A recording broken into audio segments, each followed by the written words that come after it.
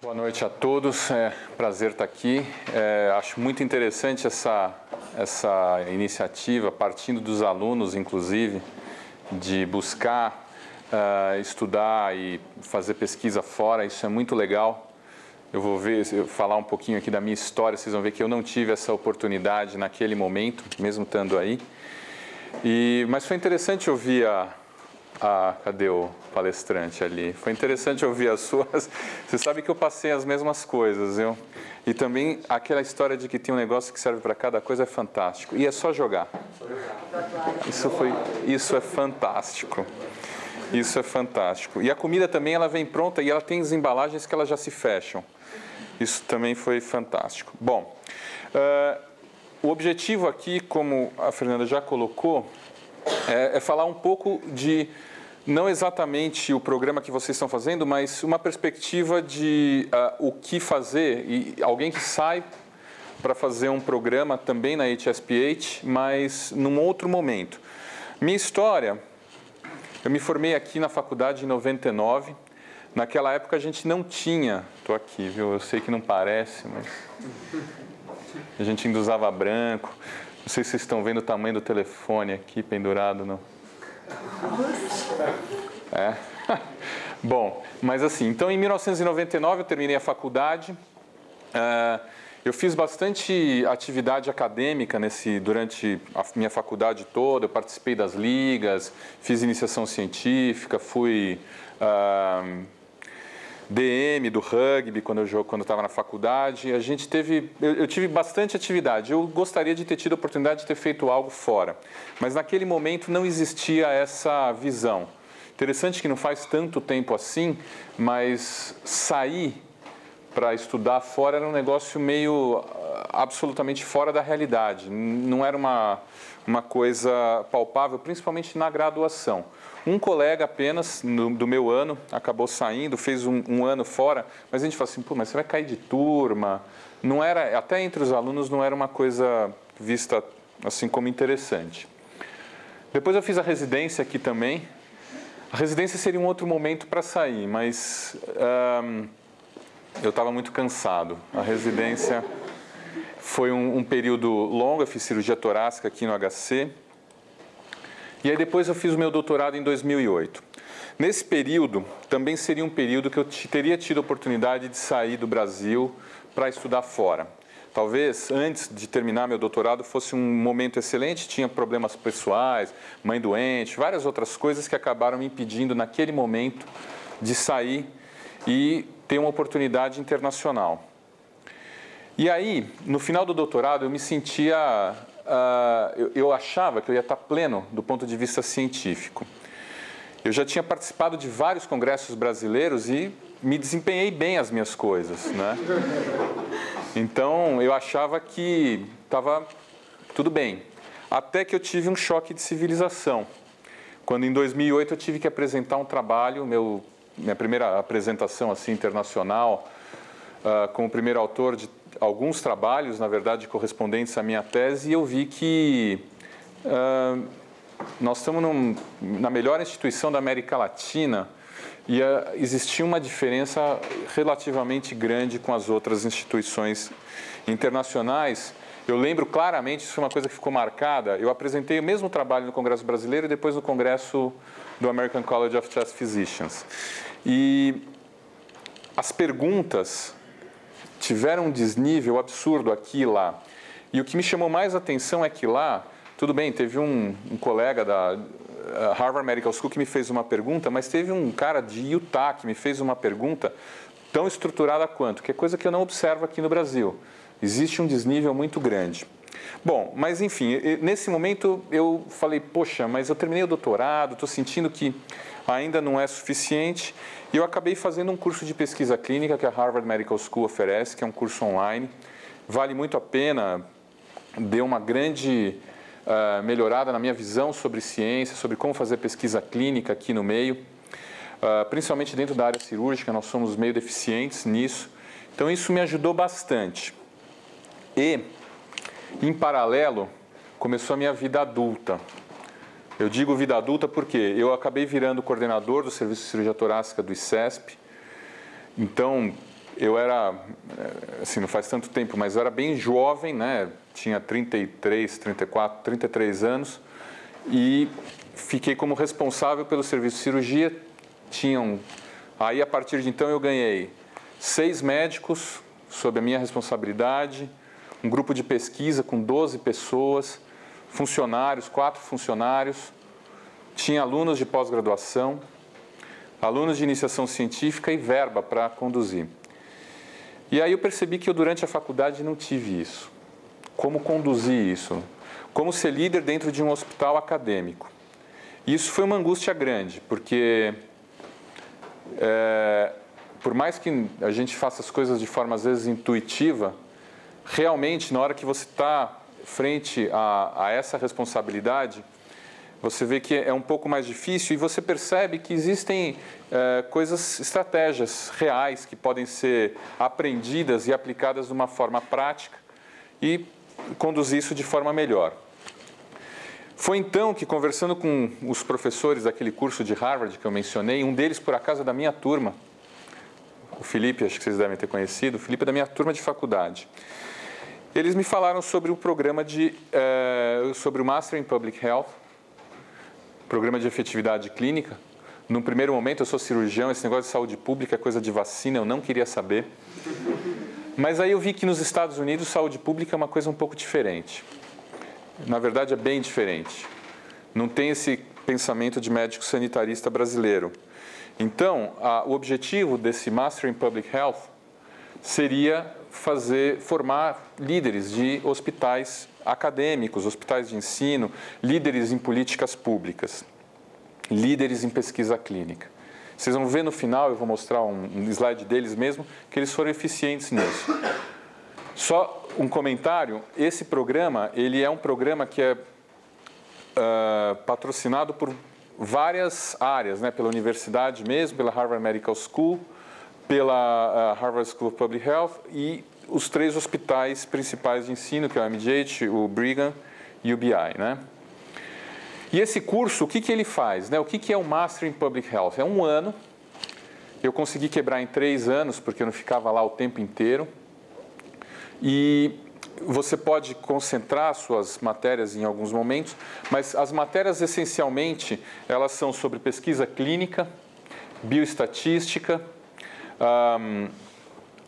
epidemiologia clínica, que são mais voltadas para como conduzir uma pesquisa clínica, mas também tem outras coisas, como políticas públicas, medida de tomada de decisão, medida de desfechos, bases éticas. Isso aqui é uma coisa importantíssima, tem uma base toda filosófica de como você distribui recursos, como você usar recursos.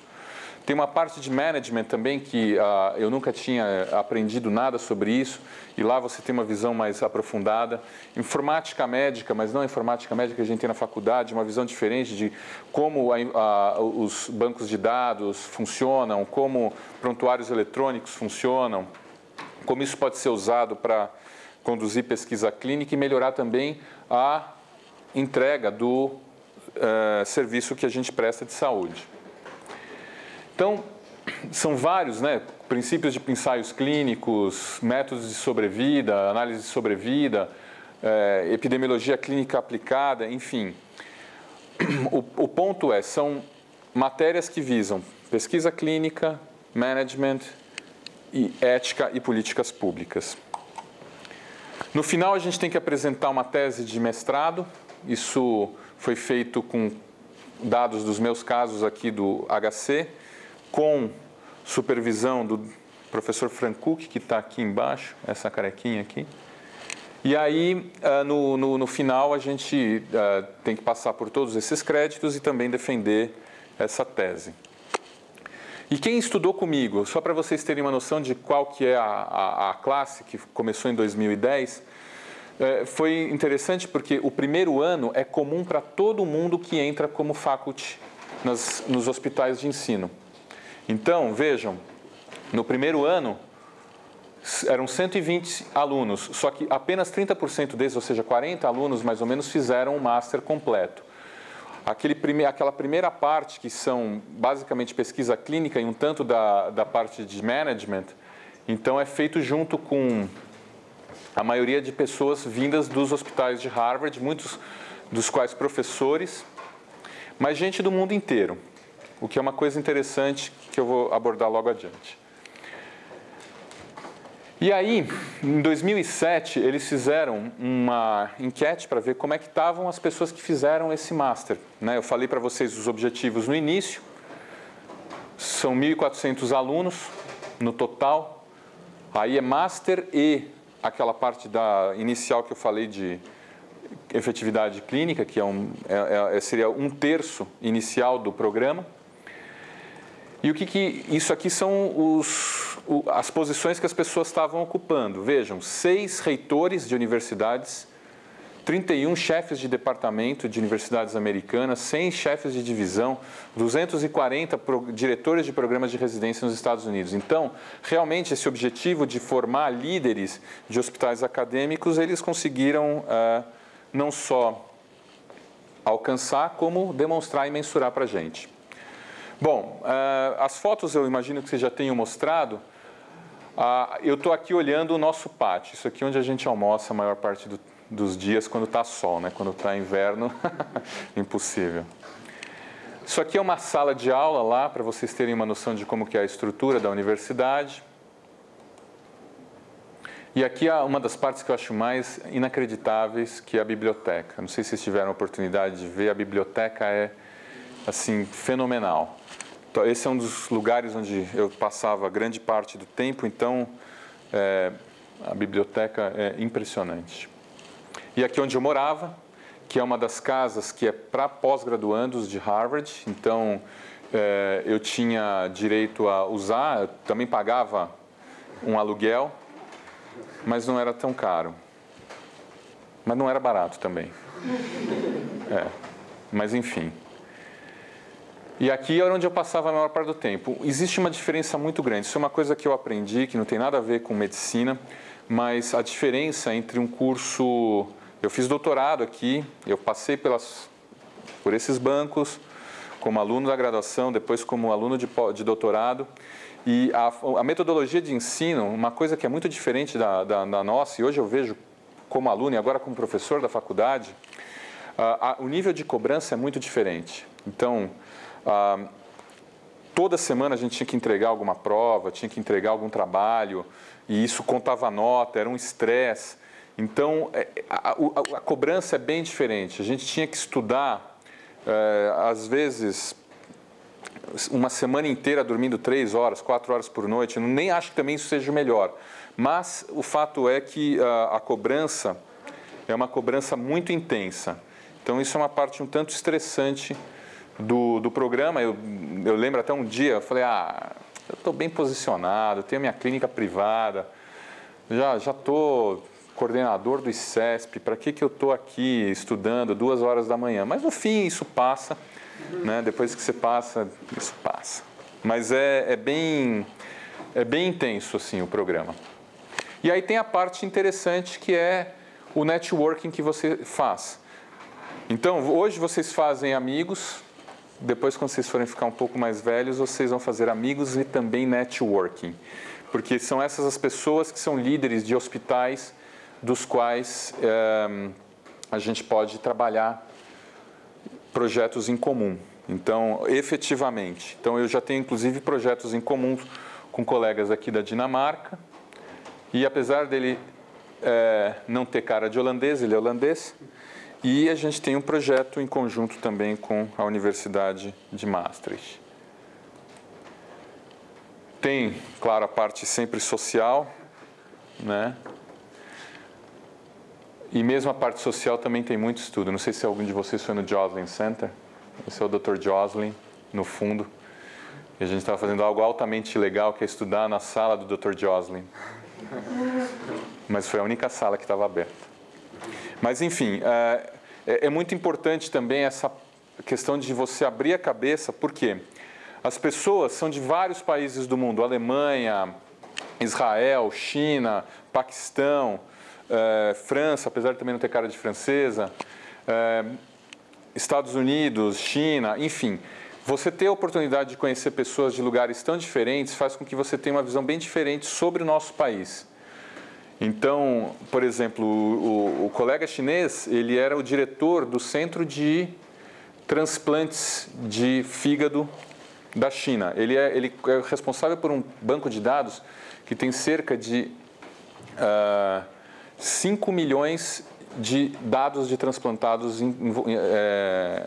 É um número absurdo,